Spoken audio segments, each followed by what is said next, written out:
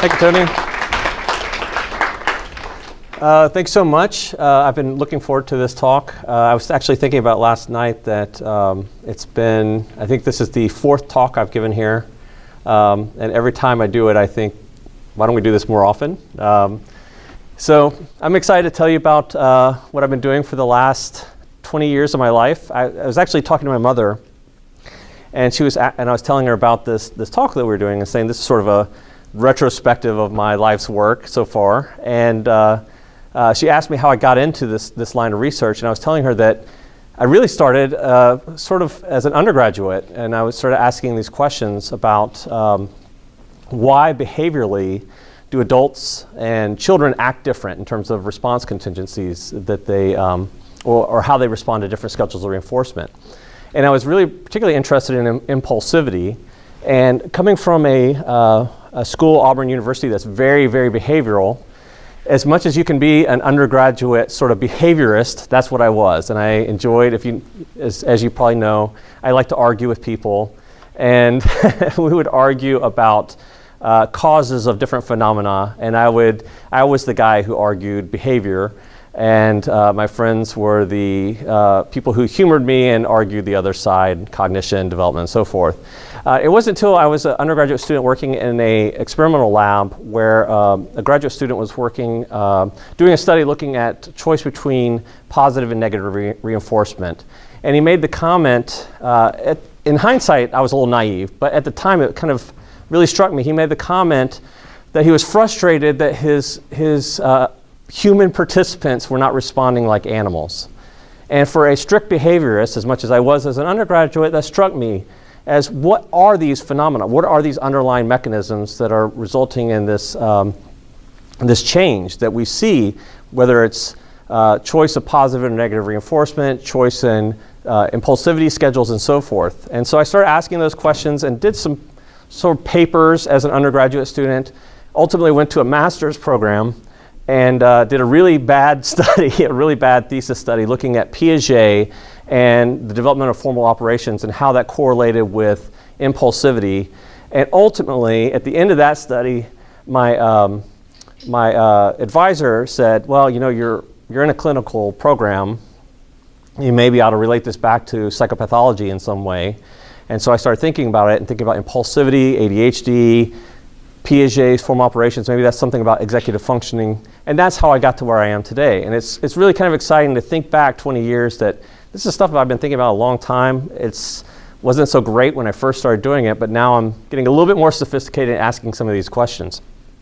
So today I'll be talking to you about ADHD and neurocognitive deficits, and really whether or not these are central to the disorder, or I like to say, are these the disorder? Are neurocognitive deficits the disorder of ADHD? Or are these just associated impairments that we see frequently but somewhat heterogeneously across different children with the disorder? So ADHD is a sort of weird, peculiar disorder. And there's really 2 characteristics that make it very peculiar. One is that none of the symptoms of ADHD are pathognomic. In other words, there's no symptom that we can point to that if you have that symptom, that means you have ADHD. So if you have attention problems, those are symptoms that really nearly all childhood disorders have attention problems associated with it, with maybe the exception of encopresis and enuresis. But even then, sometimes we see it, they're distracted. Even to the extent that we talk about hyperactivity, children with ADHD obviously have hyperactivity, but so do kids with anxiety, kids with early onset bipolar disorder, kids with autism spectrum disorders, and so on. The topography of the activity may look different across the different disorders, but the fact that there is increased motor activity is common across them. Same thing with impulsivity. We see that across a lot of different disorders. So I really think of ADHD as sort of a cluster of transdiagnostic symptoms in the absence of pathognomic symptoms. And that kind of makes it odd. Whereas if we look at something like anxiety, for example, if you have severe anxiety and it results in distress and impairment, you likely have an anxiety disorder. We may not know exactly which anxiety disorder it is, but it's likely that you have something related to an anxiety disorder. Same with mood and so forth. With ADHD, that's not necessarily the case. And that makes it really complicated in terms of making differential diagnoses, and it has real implications in terms of what it means when we start looking at ADHD-related impairments of working memory and other executive functions in a lot of these studies. And I'm going to talk more about that later in the presentation. The other issue is that ADHD treatments are both not derived, at least originally, from any sort of theoretical perspective, and they tend to be what we would call maintenance therapies. So when we think about things like psychostimulants, it was sort of serendipitous about how we started using psychostimulants for ADHD, right? We started, psychostimulants were used to help treat children with headaches who had had brain scans. And what was determined is that not only did it help their headaches to a limited degree, a lot of the children that also had behavioral problems stopped, or it reduced their behavioral problems as well. Similarly, with behavioral interventions, such as things like Barclay's plans or more strict behavioral plans, and even now to some extent PCIT, originally these behavior plans were derived from early intervention and excitement about behavioral plans being used for intellectual disabilities, autism spectrum disorders, and that sort of thing. This excitement about things like discrete trial training. And that was really borrowed, but there was no underlying theory that suggested why that would be effective for ADHD.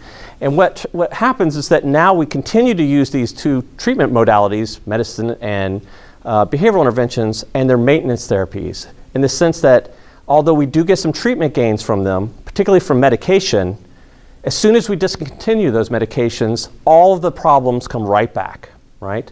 We can even discontinue psychostimulants and the next day or the few hours later have problems with the symptoms. And that's important when we start talking about what I'm going to be looking at today, this idea that maybe what's happening is we're treating symptoms rather than the underlying problems of the disorder. It's sort of analogous to if I gave you headache medicine, nausea medicine, medicine for aches and pains of your joints, rather than treating the underlying virus that you had. So I could treat all those symptoms, but as soon as I stopped treating those symptoms would come right back unless I got rid of the virus. That's the same logic that you might apply toward ADHD and why these different treatment modalities aren't working. And so what I'm really interested in is trying to understand what is the underlying core deficits of these disorders, and maybe down the road someday we can start developing treatments that target those core deficits rather than what we're doing now. You'll notice that with the DSM-5, it obviously identifies attention, hyperactivity, and impulsivity as the core features of the disorder, and that's what we target. We target those things with behavioral interventions, and we target those things with medication. My graduate mentor, Mark Rapport, in 2001, did a review of literally every study ever done on ADHD and neurocognitive functioning. And his goal was to identify what of these measures are the best measures of identifying kids or large effect sizes in children. His ultimate goal was to say what combinations of measures can we use to really feel confident that we can use these objective tools to identify children with ADHD. One of the outcomes of that was that he noticed a pattern across all of these different studies, that it seemed that studies that put, or tasks that put more demands on temporary storage and maintenance of information resulted in the largest effect sizes across, regardless of how the task was reified. So that regardless of whether it was a planning task, a memory task, an inhibition task, whatever it was, if there were demands on short-term storage, that's when you start to see larger effects in these groups. And somewhat following that, he developed a working memory or a functional working memory model of ADHD.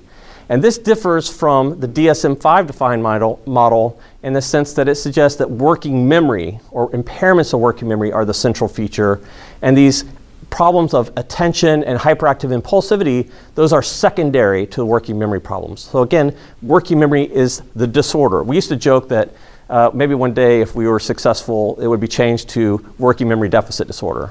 That hasn't happened, but I'm still holding on that hope.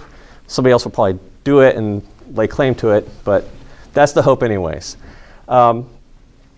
There's some key interesting features also. When you look at previous or other existing models of ADHD, one of the things that you find is that they don't do a really good job of explaining why kids with ADHD are hyperactive. It seems kind of odd, right? This is a key feature of the disorder, and actually it's one of the primary reasons we see kids in the clinic.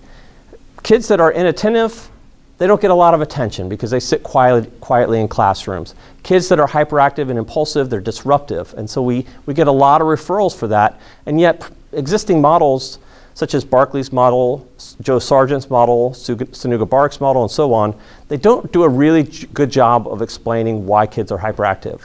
And Mark's model suggested that essentially what is happening is that you have cortical underarousal, and that when you're put in situations with high working memory demands, that motor activity actually serves a beneficial function. It's a compensatory behavior to increase arousal via a number of different mechanisms so that you can engage and do the task that is needed in that working memory demand situation. So after I talk for probably like 30 or 40 minutes and people start squirming in their seats or they start shaking their leg or doing other things, we have all done that, right? What are we doing? We're trying to increase our arousal so we can pay attention. So it has some sort of compensatory behavior. Okay. Real briefly, I will talk about Baddeley's model. This is what Mark's model is based on. It's a multi-component model. There are other models of working memory, such as Cowan's model. Miyake has a model. They are somewhat different in terms of how they parse the different components of working memory. But the important part is that with Baddeley's model, you really have two distinct systems. You have a phonological system and you have a visual spatial system that are both anatomically and functionally discrete systems. They don't interact in any way. And then you also have a domain general central executive that interacts with the two different systems. And more recently, you have this construct referred to as the episodic buffer. And this is when you are somehow binding information from multiple modalities. So if you bind information, for example, from phonological and visual spatial information, if you bind long-term memory and working memory, any of those sort of times that you would bind episodes of information, that would be the episodic buffer. All right, so I feel like there's really 5 questions that I'm going to propose to you, or I'm going to ask and try to answer with some data, and then hopefully by the end of the talk today, we'll have a sense of whether or not we can start to come to the conclusion that these working memory deficits are a core feature of the disorder, or if it's just something that we heterogeneously see as associated neurocognitive deficits. So the first one is, we need evidence that kids with ADHD actually have working memory deficits, right? That would be the first step. Then we ask, do working memory deficits underlie DSM-defined core symptoms?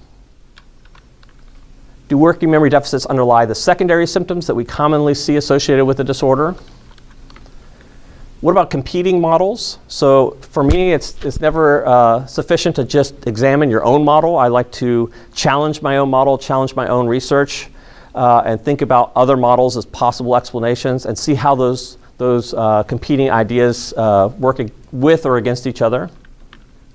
And lastly, what about this heterogeneity that we're seeing in ADHD-related deficits in working memory? So I'll start with ADHD-related working memory impairments. Generally speaking, I use pretty much the same methodology for all the studies and all the data that I'm going to talk to you about today. We have 2 groups of children, children with ADHD and typically developing children. None of the children have any gross neurological or sensory motor impairments. And all the children who participated were unmedicated at the time of the assessment or time of the research protocol that we did. And we could do that because the psychostimulants that they are prescribed have very short half-lives.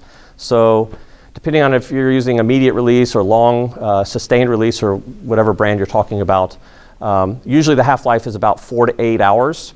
So in about 8 to 12 hours, you have very little of the medication left in your system. And when you look at dose response curves, there's hardly any effect, or I should say there is no meaningful effect from the medication after 24 hours. So we usually do a 24-hour washout period.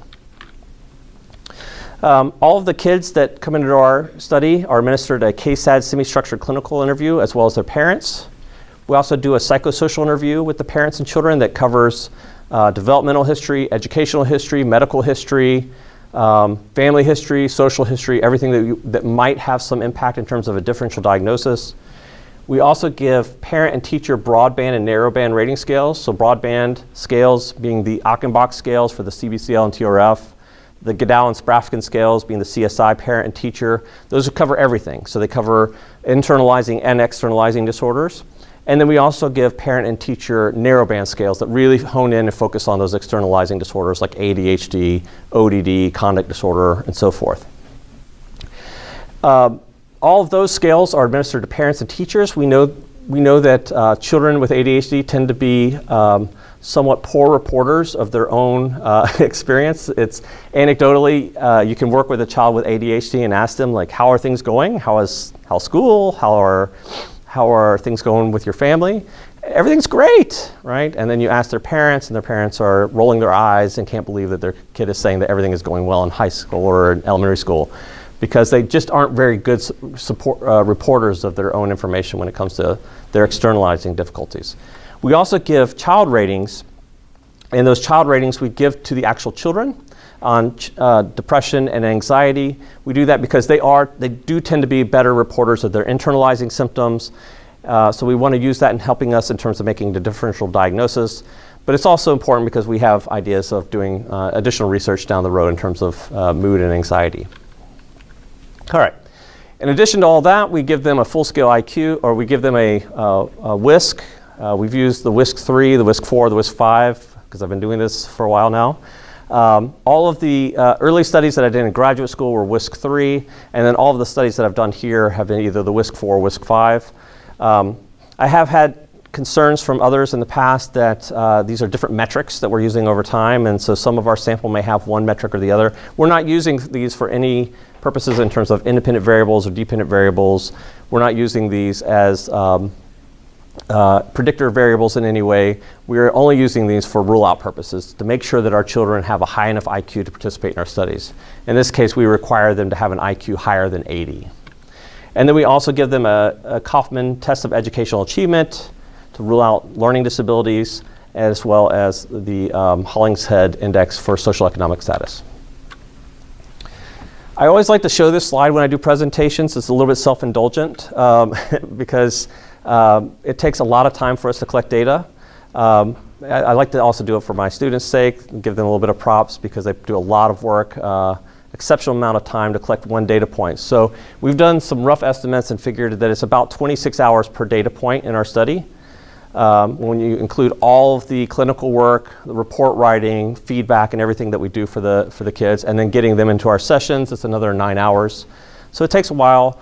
For that reason, the main reason why I want to show it to you is we have relatively small sample sizes.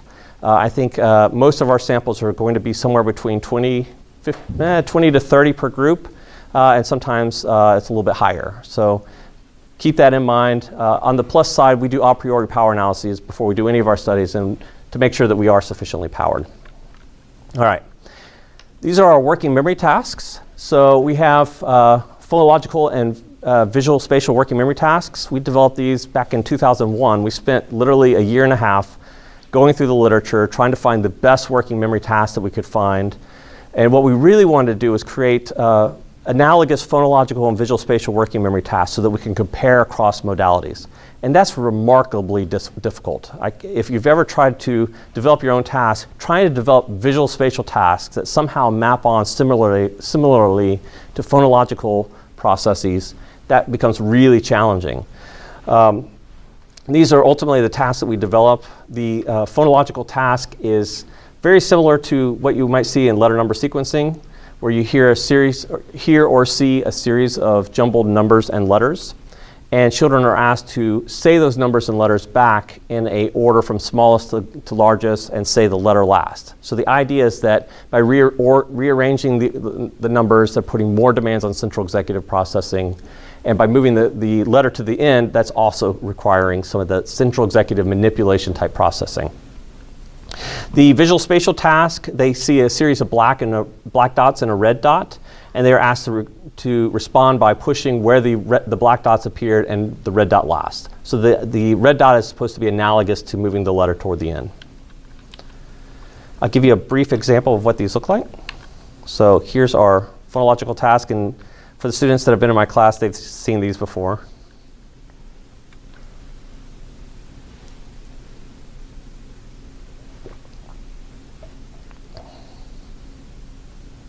So when you see the green light, the child would respond with the correct response, and then we'd record that. In this case, it would be 1357M. They get 24 trials, each of set sizes 3, 4, 5, and 6.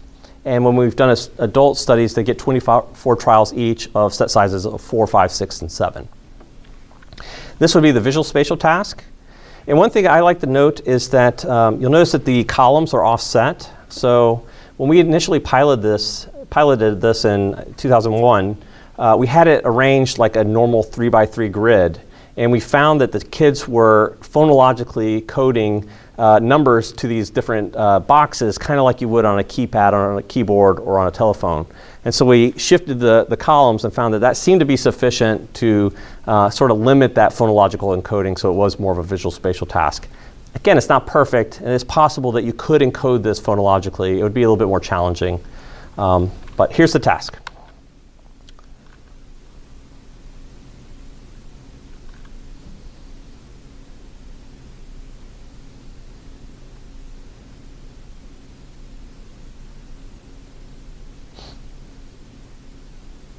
Okay, so you would have to recall the order of the black dots and then say the red dot last. All right, so the first study, we looked at this and we just want to know, again, do these kids have working memory deficits? When we first started looking at this, there were some studies, but it was relatively sparse. Martinison and Tannick had done some, and there were a few others in Europe, and they were getting relatively moderate magnitude effect sizes. When we use these new tasks, we found, with large numbers of trials, we found exceptionally large magnitude effects, around 1.9 to 2.3 standard deviation differences between our groups, which is exceptionally large. But one of the things that we were really interested in is my friend Mike Koffler and I were hanging out in the lab one night thinking about the other studies that have been done in other labs. And what's very common is that people will talk about, for example, forward span tasks as measures of storage rehearsal and backward span tasks as measures of central executive. So if you think about like on the whisk, backward versus forward span tasks. And we weren't satisfied with that because in our mind, if you're using your working memory, you're using at all times, really, you're using your storage rehearsal and your central executive processes, maybe to different degrees depending on task demands, but you're always using both of those components. And we really wanted to parse apart and get a better sense of, is it truly central executive or is it truly phonological storage or visual spatial storage? So we developed this strategy of saying, okay, we have these two processes, these two scores, phonological and visual spatial. They're distinct. They're functionally and anatomically distinct constructs. So we can regress scores from one of those tasks onto another, save the residual scores and save the predicted score, or the shared variance. If you look at SPSS, you can save that as a predicted score. And theoretically, what that should represent is visual spatial storage rehearsal, phonological storage rehearsal in terms of the two residual scores, and a shared variance score that is the central executive because it's a domain general metric that's not associated specifically with one or the other. So when we look at that, we find that, of course, all the components were significantly different between groups, but most important, it was the central executive that was most impaired in our kids with ADHD, with the effect size of 2 and 2.8, which is really, really, really large, larger than any of the other studies that we've done since. When I arrived here, I started thinking about if this model's correct, and we know that kids with ADHD don't really outgrow the disorder, at least most of the time they're not outgrowing the disorder. If that's the case, then we should see working memory affecting or applying to the ADHD symptoms in adults just like we would in kids. If it's a strong model, the effects that we're seeing in children should carry over to adulthood. And so we designed a study looking at that, and we found generally the same thing in the sense that children with ADHD or adults with ADHD did have impairments in both phonological and visual spatial working memory. Admittedly, the effect sizes were considerably smaller. So effect sizes of 0.9 and 0.4 basically. When we looked at the components of working memory, similar to what we did with kids, it was the same sort of thing. It was predominantly central executive processes that were most associated with the impairments in the adults. So there's a theme there that central executive seems to be really important with what's going on. So the next question we asked was, okay, if they have working memory deficits, can these working memory deficits apply to other symptoms that are described as core features by the DSM-5? And before I say that, let me note that we've done a lot of studies now looking at working memory impairments in kids, and a lot of other labs now have also done the same. And there's a continuous, reliable evidence of strong working memory deficit in both kids and adults with a disorder. But we were interested in, okay, if that is the case, how do these relate to these DSM-5 defined symptoms? So the first one we looked at was hyperactivity. So looking at this path between working memory and hyperactivity, is it functionally related? Is there a causal relationship? Can we actually manipulate demands on working memory and see changes in motor activity? We used actigraphy. So if you're not familiar, actigraphs or actigraphy is similar to a Fitbit in the sense that it measures motor activity. They have small piezo crystals, and every time that piezo crystal moves, it creates an electrical charge, which is then recorded about 16 times per second. And that gives us a very precise measure of how much movement they're exhibiting, and we can time lock that and see changes in motor activity that correspond or don't correspond with changes in demands on their cognitive functioning. We actually use actigraphs, and we put those on their wrist and both of their ankles, and then got what we call a total extremity score, their total amount of activity exhibited across the entire 3 sites that we're collecting the data. As a control condition, we really wanted a condition that was as similar to the working memory task as possible, in the sense that they would engage with the same computer, sit in the same location, sit in the same room, have pretty much all of the same demands, except they weren't required or asked to store or rehearse or manipulate any information like they would in the working memory task. So we simply told them, here's the paint task, draw for 5 minutes, or draw for a while, we'll come back and get you. The logic being that when you're drawing, you don't have to necessarily rehearse any information or store information. And these are some examples. My favorite is the penguin. We used to have a Bigfoot that I would show, but these are our most recent examples, and the penguin's obviously my favorite. All right. When we look at the relationship between motor activity and motor activity and working memory, we see exactly what we'd expect. So as you increase demands on working memory from control to working memory conditions, you see an interaction effect such that all children's motor activity increases. It's just that children with ADHDs, their motor activity increases disproportionately across both systems. We looked at the same thing in adults and saw a similar pattern. The magnitude of the effect was somewhat smaller, but generally the same. One thing I would point out is that, see if I can get the laser pointer to work. You'll notice that there wasn't any change across the set sizes. So these are set sizes increasing in number of stimuli presented. And that's pretty consistent in these studies with children and adults, and other studies that I won't talk about as much today. And we interpret that as being suggestive of these effects being associated with the central executive rather than storage rehearsal processes. The central executive doesn't have any storage related to it. It's not a storage process. So the fact that there's no differences across the differences in terms of demands on storage rehearsal, whether it's the phonological buffer loop or the visual spatial sketchpad, that would make sense from the standpoint of the central executive being involved and not necessarily as much storage rehearsal processes. One thing that jumped out to us, though, is that we noticed that there was differences in the group's motor activity at the control conditions. So when they were just sitting there painting, there was differences in their motor activity. And so that sort of initially undermined our ideas about whether or not this motor activity is ubiquitous or if it's actually functionally related to working memory demands. So we thought about that some more and ultimately came to the conclusion that just by nature of being awake and sitting in the room and working on the paint task or just being alive in general. You're using your working memory. So we went back and removed variants associated with working memory performance. And when we did that, we found that there was no differences in motor activity. Okay. We also did the same procedure that I talked about before in terms of looking at the different components. And again, it was the central executive that was predominantly associated with working memory demand or working memory differences rather than the storage rehearsal components. All right.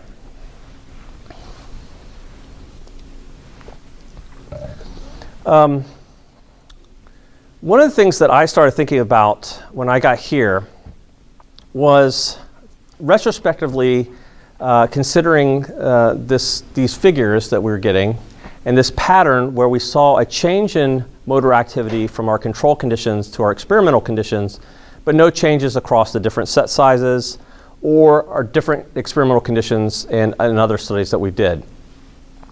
And so while we interpreted that as being predominantly central executive working memory processes that were associating with that change, I also started to question that maybe what is going on is that any task demands above and beyond sitting in front of a computer and painting on the Microsoft Paint could be sufficient to elicit changes in motor activity.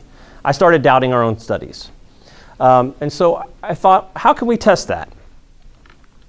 And we designed a study looking at motor activity across varying tasks that varied with respect to non-executive and executive functions. So we gave the control condition, we gave a simple reaction time task that should be a very low level process of just seeing stimuli and making a simple response. We gave a choice reaction time task displayed over here on the left where you're just viewing X's and O's and pushing buttons that correspond to the correct stimulus. Arguably, that may put a few more demands on controlled focused attention that's associated with working memory, albeit it is still a low working memory demand task. And then we also gave an MBAC task, which is another iteration of a working memory task. Really, MBACs are thought to be more in terms more tapping into things like updating, controlled focus attention, and so on, and less storage rehearsal than the other working memory task I showed you. But we wanted a working memory task that was somewhat analogous in terms of the other parameters of the task compared to our simple reaction time and our choice reaction time tasks. And when we looked at that data, we saw the exact pattern that we expected. As the children went from these control to simple reaction time to choice reaction time tasks, we do see increases in activity, and we see the greatest activity in conditions when there's a high working memory load, whether it's an MBAC, a 1-back, or a 2-back task. So that seemed to provide a little bit more comfort to me that this really is the working memory that's contributing to these motor activity changes rather than just some task above and beyond painting. Okay. Other DSM symptoms include impulsivity, obviously. So my student that's now doing his postdoc at Temple, Connor Petros, was really interested in this, and I was really interested that he was interested because this was the study that I initially designed when I was an undergraduate student, and then did a somewhat poor version of it as a master's student. So when he had an interest in it, I couldn't wait for him to actually do that study. And what he found is that working memory mediated ADHD-related working memory deficits. There's been another study that's come out since then, or I believe it was actually published before. My colleague Joe Riker down at Florida International did a study looking at rather than choice impulsivity being things like immediate small reinforcement versus delayed large reinforcement. My friend Joe Riker used a CPT, similar to something that we have here in our clinic. It's a very common measure of impulsivity, sometimes more conceptualized as inhibition, but he found the same sort of thing that we found with our choice impulsivity task. We've also looked at attention. Admittedly, attention is somewhat difficult to examine in this context. It's hard to tease apart attention and working memory, and it's arguable whether or not you should really even try to do that. Depending on whose model of working memory you're looking at, Badley and Miyake and a number of others would suggest that attention is actually part of working memory. That is part of the domain of that central executive, that's involved in that controlled focus attention. So this is a tough area to sort of check out, but there has been a Koffler's study and a few others that have looked at this. And generally, we do see a relationship between working memory demands and off-task behavior or on-task behavior, such that higher working memory load conditions are associated with greater off-task behavior. Now, again, another problem with that is that whether a child is on or off task doesn't necessarily say anything about their attention. It means that they're not oriented to the task itself, or they're doing something else that's not task related. But it is a first step. So up to that point, we have evidence of ADHD-related working memory deficits, actually exceptionally large working memory deficits. We have some evidence that these working memory deficits either underlie or at least mediate some of the core features of the disorder. And the next question is, what about the secondary symptoms of ADHD that we commonly see? So when we're thinking about the model, the path between working memory and things like academic underachievement, social difficulties, and so forth. So we've done a number of studies looking at these. So a general pattern is we find that ADHD-related working memory mediates ADHD-related social skills problems. It mediates academic underachievement, regardless of whether or not we're talking about reading, writing, or math. There was another study that just came out this afternoon, was another study looking at creative writing and working memory, the relationship between working memory and creative writing and ADHD. So I won't spend a whole lot of time talking about those. What I'm really excited about is this issue that we've started looking at in my lab, emotion regulation and emotional ability. My student, Stephanie Tarl, who's on internship right now at Kennedy Krieger, this was her sort of baby while she was here. I was super proud of her. This is something that she really got into all by herself and made me excited about it. And she actually taught me a lot about emotion regulation, maybe literally and in terms of ADHD.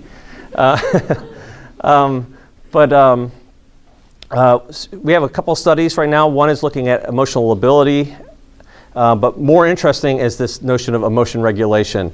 Children with ADHD commonly, if you've ever worked with them, have emotion regulation difficulties, and they will sort of erupt, and then they bring it back together, and then they'll erupt and bring it back together. And that's not uncommon with these kids. And so one of the questions we were asking is, can working memory account for these emotion regulation deficits? And what's really interesting is the notion that if working memory is a limited resource, right, and we put demands on working memory, then you should have fewer resources to then allocate to regulate your emotions if working memory is associated with regulating emotions.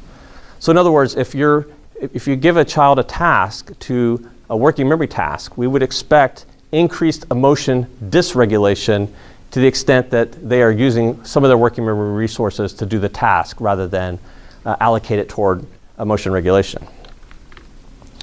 We use a really cool program called Noldus, and it allows us to take video recordings, assign behavioral codes, and then very precisely code whatever behavior that we're interested in.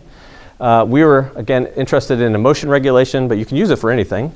And we adopted these emotion regulation codes from Milnick and Henshaw. We had to make some subtle adjustments. We tried to use the codes, and then we were having some problems with inter-rater reliability, so we went back and revised the codes. My student, Elaine, is shaking her head because she knows that this was a complete headache, making sure that we had really strong operational definitions, that we could get strong inter-rater reliability between our coders. One of the nice things about Noldus, if you're unfamiliar with it, is that it automatically computes inter-rater reliability for you if you have multiple coders. So it's very nice in that regard. I'll just talk about a couple. When we looked at self-criticism and emotion ventilation, we found that going from a control condition to a working memory condition resulted in a significant interaction, such that kids with ADHD exhibited a disproportionate increase in self-criticism and emotion ventilation under high working memory load conditions. And when we look at positive emotion regulation or positive emotion expression, we see that positive emotions or positive expression decreases during high working memory load conditions, but maybe not down to the extent that we see with the typically developing children.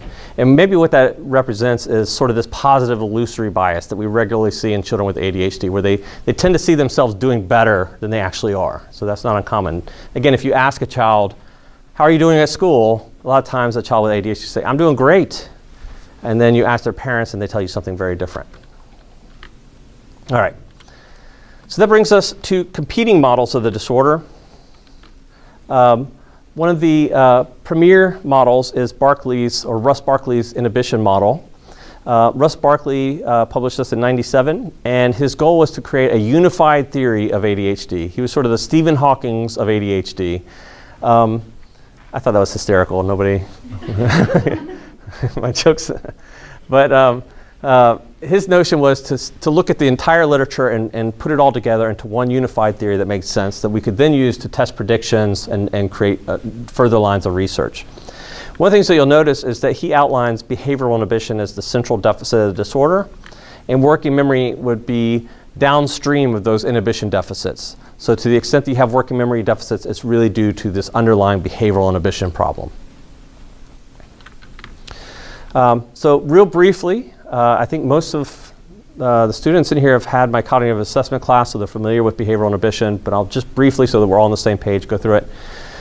This behavioral inhibition model is based on Logan and Cowan's early race models of inhibition, and the idea is that you have these two competing processes, these go and stop processes, that race to a finish line, and the extent to one finishes before the other determines whether or not you execute a response or you withhold or stop a response.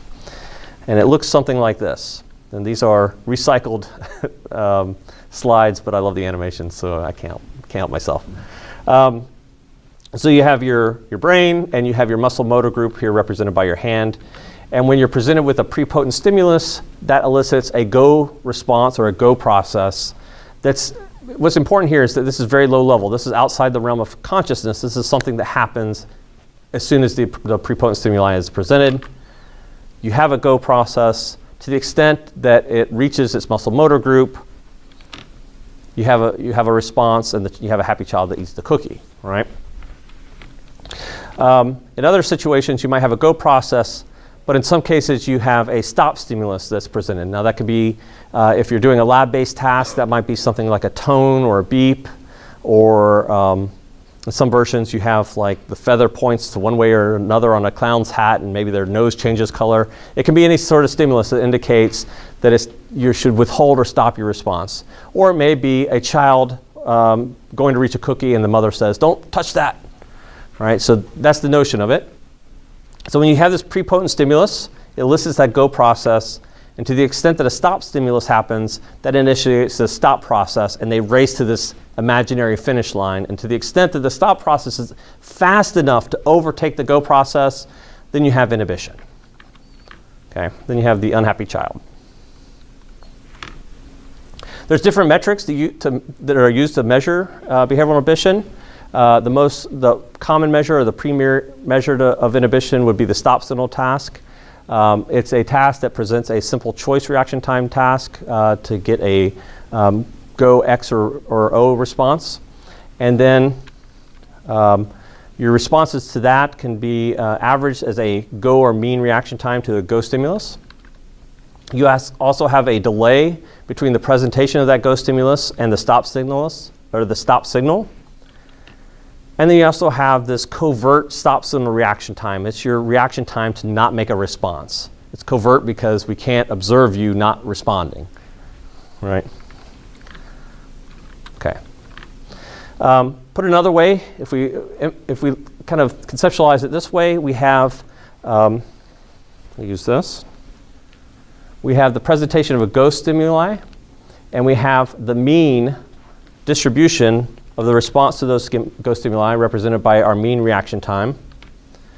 We also have a stop signal delay that's dynamic, and that's really important because that stop signal delay moves. It either gets longer or shorter depending on your inhibitory success. And the task is dynamic and keeps attenuating so that you're inhibiting about 50% of the time.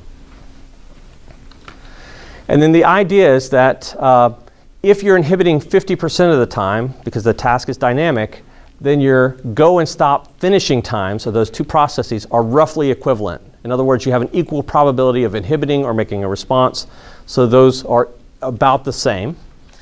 And if that's true, then you can simply subtract that dynamic stop signal delay, the average stop signal delay, from your overall go reaction time, and that gives you this estimated latent variable that is stop signal reaction time.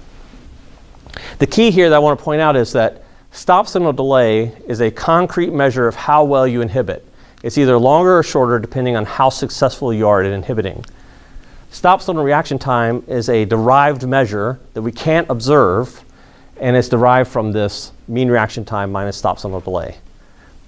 Unfortunately, when we look at studies of the stop signal task, what we find is that universally studies report the mean reaction time variability, and their stop signal reaction time. So meta-analyses reliably suggest that children with ADHD are slower, they're more variable, and they have inhibition deficits as indicated by these stop signal reaction time metrics.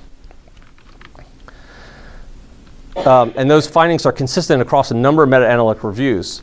We examined this with by just algebraically solving for stop signal delay. We have mean reaction times and we have stop signal reaction times from previous studies. So we examined this in a meta-analysis, and when we looked at stop signal reaction or stop signal delay, even though they consistently and reliably provide evidence of inhibition deficits by the stop signal reaction time, this calculated metric, their concrete metric of how quickly or how successfully they are inhibiting was not significantly different.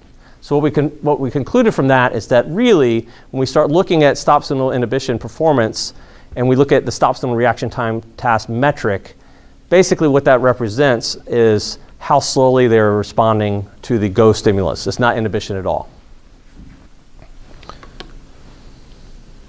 Okay, I'm gonna try to go a little bit faster. I feel like we're running out of time. All right, so we've looked at behavioral inhibition with a number of different studies now. One being the meta-analysis. We did a follow-up study examining this issue that I just talked about in terms of, is stop signal delay, is it really significantly different between groups? Prior to that point, there have been no other published studies that actually even reported stop signal delay, even though it is the most concrete measure of inhibition from that task. And again, we found no evidence of inhibition deficits. We also looked at working memory as a mediator of behavioral inhibition and found that that was significant.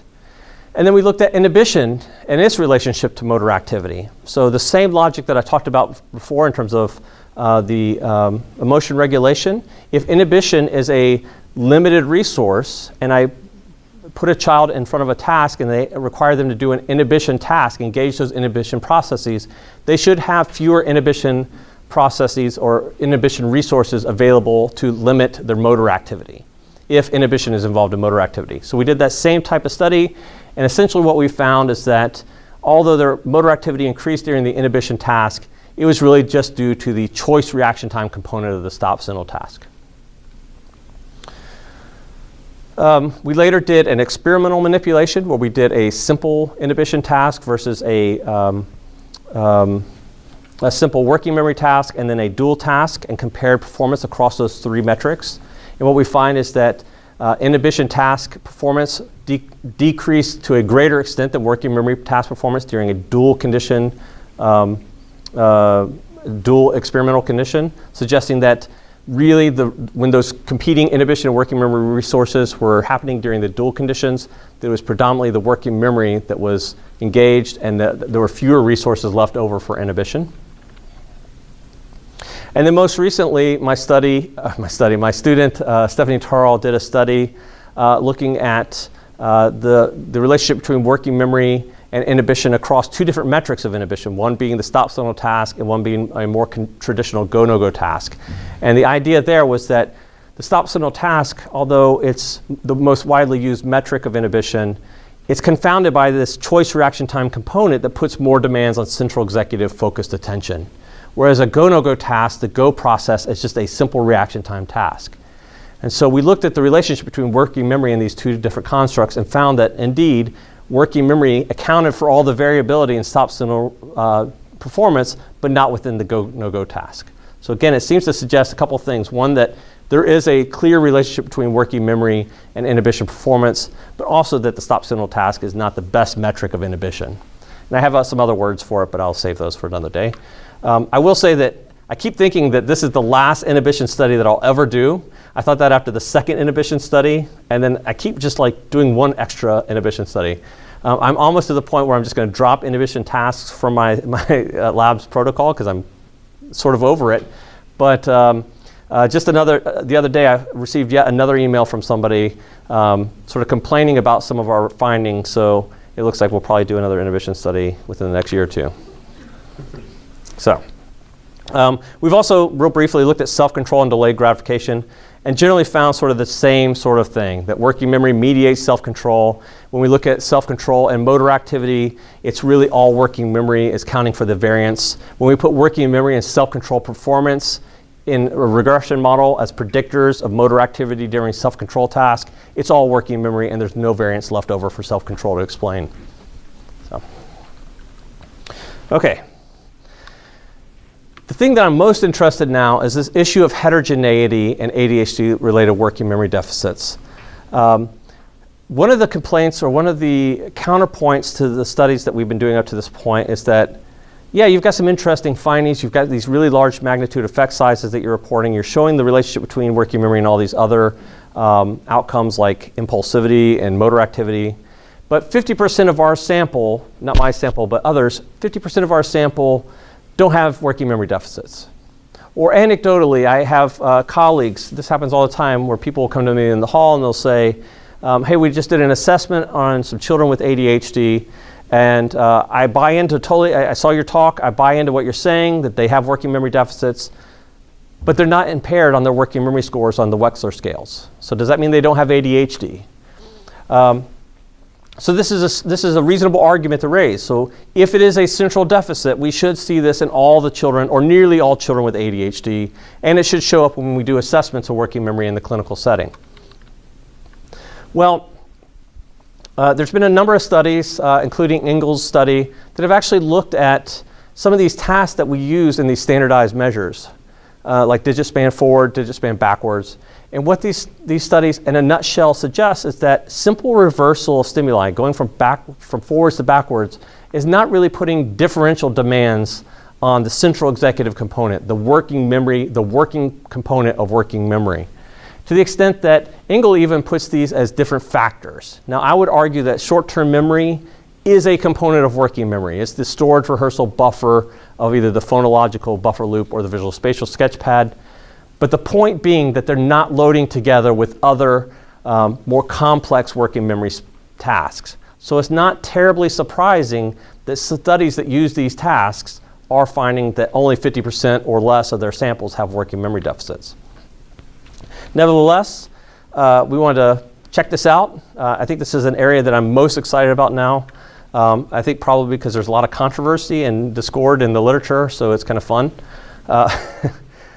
So we did a series of meta-analyses, and again, we found reliable moderate to large magnitude effects in our groups. We looked at a number of potential moderating variables, and for the sake of time, what I'll suggest is that what was most interesting is when you do moderation analyses and meta-analyses, you can solve your regression equation with the levels of your variables that are best practice procedures. So for example, if we look at the number of trials that task use and use that as a moderator, and we think that more trials in an experimental task is better than few trials, which I think most people would agree with that, then we can solve the equation with the level of that moderator variable that reflects higher numbers of trials. And we did that with both children and adults and found that when you use greater numbers of trials, you use recall tasks rather than recognition tasks, and tasks that theoretically put higher demands on central executives, you actually predict very large magnitude effect sizes. Now again, it's an estimate because you're using data from your meta-regression to predict something, so it is an estimate. But given those estimates, you're suggesting that you would have very large magnitude effect sizes. And what's even more interesting is that you can then take those effect sizes and say, based on this effect size, how much overlap is there in our distributions. And when we do that, we find that given best case procedures, you can expect about 98% of children with ADHD will have a working memory score that's below the mean of their typically developing peers, and slightly less with adults, about 80 to 84%. Okay. I think I'm going to skip to this. This is a study that we're working on currently. It's sort of a follow-up. So that was more of task variables, but one of the things I'm also interested in is this notion of non-pathognomic symptoms in ADHD, in the sense that I review studies all the time that are saying, oh yeah, we gave a rating scale, it's a continuous measure, we conceptualize ADHD as a continuous measure, so we should give a rating scale of ADHD, and then we'll use that continuous metric as a predictor of some outcome or something. The problem with that, again, is that we can't just give one measure of attention or one measure of hyperactivity, because that measure may reflect any number of disorders that have problems with attention, hyperactivity, or impulsivity. So a study that I'm working on now, and we haven't really finalized our methodology, but I thought I'd share it with you, is looking at different ways, is trying to simulate different ways that people do grouping in their studies. So as you move from left to right, on these tables, you see that it's going from group by referral versus group by single rating scales, and the most complex grouped with comprehensive diagnostic methods, kind of what I've described earlier. And what you see is as you increase the complexity of grouping by the complexity of the working memory task, or the demands on central executive processes in the working memory task, you see that in terms of t-test, you get significant effects as you have more complex tasks and better grouping methodology. Even when you do Bonferroni corrections, because there's a bazillion t-tests, you still get the same general pattern. But what's really interesting is if we look at effect sizes, the effect sizes follow the pattern exactly like you would expect. So sure, when you have really poor grouping methods and you're using digit span forward or digit span backwards, you have small effect sizes. When you use very good working memory measures with lots of trials, the recall task, and they put high demands on central executive processes, and you use very strong grouping measures, very comprehensive procedures, then you get larger effect sizes. And again, using that sort of logic that I was talking about earlier in terms of overlap, in terms of the distributions, you see that in best case procedures, about 90% of kids with ADHD are expected to have a working memory score below that of the typically developing peers. Okay. So real briefly, I'll talk about future directions. One of the things that I've been very interested in, you've noticed I've talked about phonological visual spatial systems exclusively. One of the things that I was really interested and excited to do when I got here at OSU is look at the episodic buffer. My graduate mentor and I used to argue about the episodic buffer. In fact, I just saw him in San Francisco a few months ago, and we still argue about the episodic buffer. And it's gotten to the point where I went out for drinks with his graduate students, and we argued about the episodic buffer. So this is something I'm particularly excited about, and I think it's very interesting. This episodic buffer is binding information from multiple modalities. So we did a task. We did a study where we looked at 3 different iterations of the episodic of phonological working memory, whether you either hear the stimuli, you hear the numbers and letters, whether you see the numbers and letters, or you get dual input. So you're hearing and seeing at the same time. And our rationale was that the PHA, or auditory version, was a pure measure of phonological working memory, whereas the visual version, where you were potentially using orthographic conversion, changing that visual information into phonological information that you are then processing with your phonological system, and or potentially episodic buffer processes, in the sense that maybe you're storing some of the visual information and the phonological information once it's converted. And then we hypothesized that the dual task version would give us the best evidence of episodic buffer processes relative to the other 2 conditions. We also tried to control for orthographic conversion with a letter number naming task, the RAN subtest from the KTA. And what we found is that there were no differences in orthographic conversion, but we did see differences depending on the modality of input. So when we looked at the auditory input, we saw that that's when children with ADHD were the absolute worst in terms of their recall of information, and so were the typically developing kids, although they were considerably better even at that level. Both groups demonstrated an improvement during the visual condition. I would argue that probably evinces episodic buffer processes rather than orthographic conversion. It wouldn't make a whole lot of sense that orthographic conversion would result in an improvement because it's another step of processing. Whereas the EB might take demands off of the central executive by using some of these, by having this bound information, and rather than recalling the central executive from flipping back and forth. And then lastly, we had this dual condition where the typically developing kids saw another improvement in their performance, where our children with ADHD didn't show any difference. I'm really excited about this because I think what it potentially suggests is that rather than future studies of future interventions or treatment modalities that may target working memory, rather than targeting deficits, maybe the way we should go is target what they're good at, right? So they tend to do better at the visual and the dual input. So maybe that's the way to go. Instead of trying to figure out how to make things that they're not good at better, maybe we should target what they're good at and capitalize on that.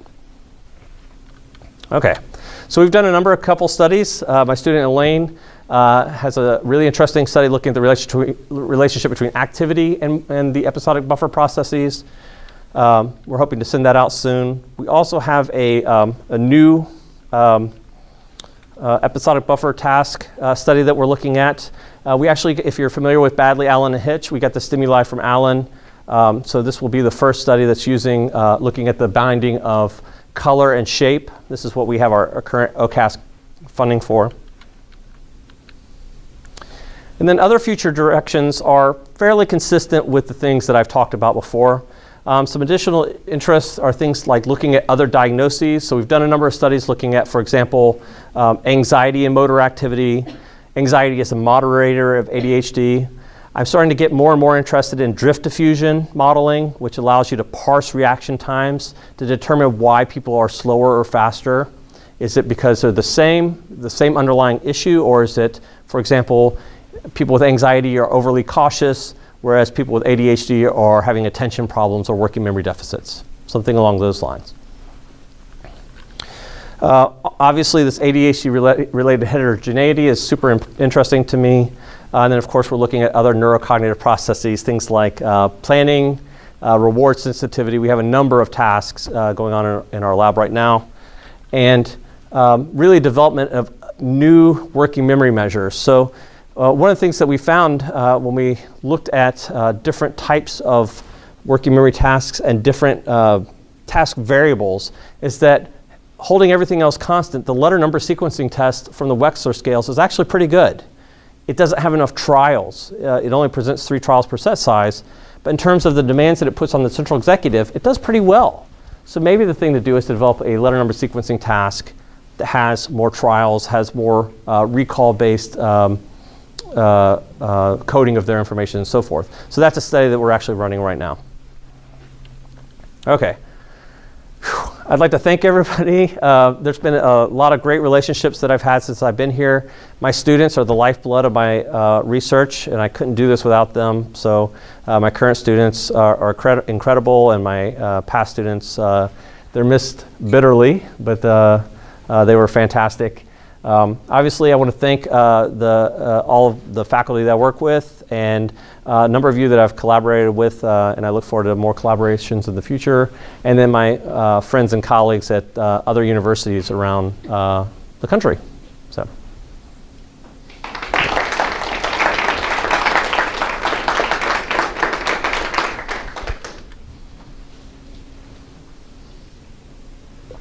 Kristen.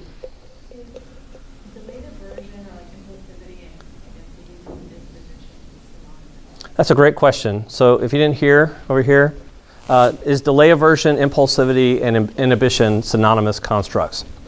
It depends on who you talk to. So delay aversion is more of an explanation, but it's measured with delay of gratification tasks. So delay of gratification task or self-control typically is the typical measure of immediate small reinforcement versus delayed larger reinforcement. And to the extent that you're choosing those immediate small reinforcers, those are usually conceptualized as impulsivity. Sanu Gabark would talk about delay aversion as the reason why children choose the immediate small reinforcement, that they're delay averse. So it's more of an explanation, but they are using those self-control delay of gratification tasks. Inhibition is a construct that it varies in terms of, in my field, I think of inhibition as a very distinct construct from impulsivity, to the extent that you could theoretically fail to inhibit. Well, you could inhibit successfully and then decide to be impulsive, right? You could stop that prepotent response and then make a decision to have one cookie now instead of 2 cookies later. But it depends. So if you're in other fields, I know that inhibition and impulsivity are used interchangeably. I know, like, if you look at Jerome Kagan's, not Jerome Kagan, it is Jerome Kagan's early work on anxiety, when he talked about inhibition, he's talking about something totally different. Herb Quay, when he talks about inhibition and the overactivation of inhibition versus the activation systems, is somewhat related, but it's still different than what we talk about when we talk about self-control and so forth. So it depends on who you talk to. To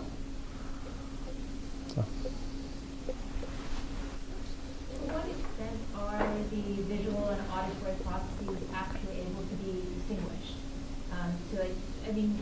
That makes a lot of good sense, and I'm not disputing the model of having a visual spatial that's separate from the phonological. But we also know that those networks overlap. Sure. A lot. And that's what one of your recent studies, which we've talked about a little bit, is starting to get at, right? So you've got both phonological and visual information that might be coming in. And some of these early results might suggest that the ADHD actually have less overlap or less synchrony between those systems, and maybe typical have more overlap or more can help each other, so like they're better on both of those tasks. Would that be consistent, or what would be, I guess, your approach to knowing that there is some overlap, and can we dissect that or not? Yeah, the extent that there is overlap is the argument that I continue to have with my graduate mentor. When you look at the older working memory studies, particularly with people with lesions in various regions, and you start talking about is there overlap or not? Those studies are typically looking at, if I do, like, for example, a phonological task, and I give you a concurrent visual spatial task, is that somehow interfering and resulting in a reduction in processing? And to that extent, there's pretty strong evidence that they are discrete systems, but obviously this introduction of the episodic buffer at first was introduced in 2001, and it's really only been within the last, 5 or 10 years that I've really seen more and more studies looking at that, but it's getting at that issue, and I think it's still a gray area that I'm really interested in, because I think there's a lot of promise there. But I'd be a little bit reluctant to make any hypotheses about, like, if that's something that's characteristic of ADHD at this point. So.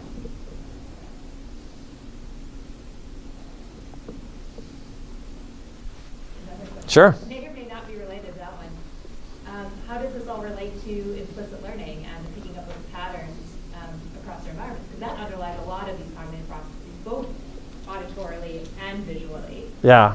And is that something that underlies some of the work that you're presenting, or is implicit learning a separate process? Yeah, so implicit learning is super interesting. To the extent that we look at long-term memory, because that's where the implicit memories would be stored. There's less of impairment in kids with ADHD. It tends to be more working memory issues. You can't get to long-term memory unless you're actually attending to those patterns. Oh, that's true, and that's what I was going to say. So in terms of implicit memory, it would be hard to know if they're not even attending to the stimuli, if they're actually even learning it. I don't know that I've ever read anything about implicit memory or implicit learning in kids with ADHD, but it'd be super interesting. But yeah. That's why I was asking. Yeah, that's not something I've even thought of, to be totally honest with you. But I could definitely see, from the standpoint of long-term memory, where that would be relatively intact, but in terms of having intentional deficits and not attending to the stimuli, or like singleton distractors that can get them off task, where they're missing things that others might pick up on, even if it's at a implicit level. So, I don't know. It's an interesting question. Some other disorders, particularly in language and general learning disorders. So yeah. Possible. Yeah. It's interesting. If you want to do that study, I'm interested. Jeff. Totally do that for you. So what are your ideas about that? From what I understand, ADHD is much more common in boys than in girls.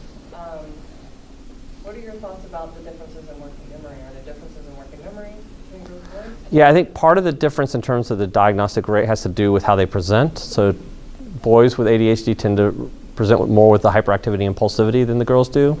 And like I was saying earlier, that hyperactivity and impulsivity is disruptive, right? And so people, you don't miss that, and then you seek a referral.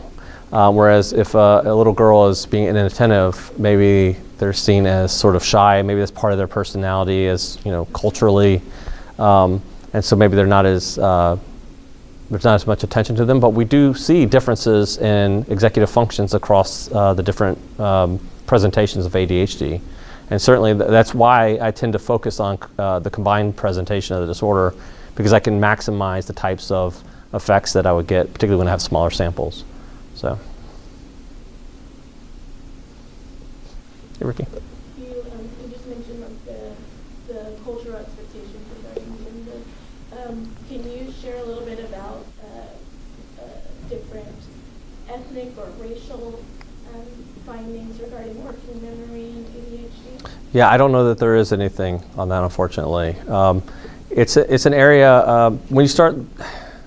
I'll just give you my own personal thing. So, for example, why I don't look at that. We're just now starting to look at girls and boys rather than just boys. And where that comes from is that as soon as we introduce girls into our sample, now it's a potential confound, right? Like if we happen to through our sampling, all the girls happen to end up in one of our groups, that's a problem, and we can't control for it statistically. So that's one small subset of people. Now, if you introduce looking at minority groups or different cultures, then that can also raise issues in terms of trying to get the appropriate samples for each one. Usually, the way we handle that in our studies, we look at ethnicity via chi-square to see if there's any differences across groups. And usually, I don't think that I've ever had any significant differences. But I don't know any I don't know any studies personally of looking at the effect of culture on working memory deficits. Are there cultural differences in diagnoses? It's been a long time since I've looked at that. I would say that probably, yeah, I would probably expect. Although there's issues in terms of motivation to seek out evaluations for that and resources to seek out evaluations. I mean, they're expensive, right? Like I don't know that I mentioned this, but the way that we actually recruit our participants is through free evaluations, and that's super powerful to the extent that now that we have OCAS grant funding and we're paying our participants over $100 a piece, a lot of times they don't even care about the money, right? They don't care about how much we pay them. They're happy to get the free evaluation. So that comes into play in terms of social economic status, in terms of how reliable that data can be in terms of differential diagnoses or different base rates across different ethnicities and cultures. Probably not the answer you're looking for, but I have no expectation. yeah.